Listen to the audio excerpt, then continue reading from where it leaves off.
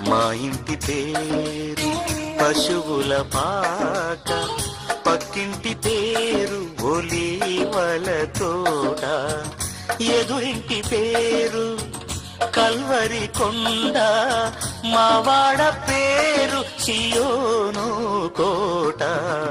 మా ఇంటి పేరు పశువుల పాక, పక్కింటి పేరు ఒలీవల తోట, ఎదురింటి పేరు కల్వరి కొండ, మావాడ పేరు సియోను కోట.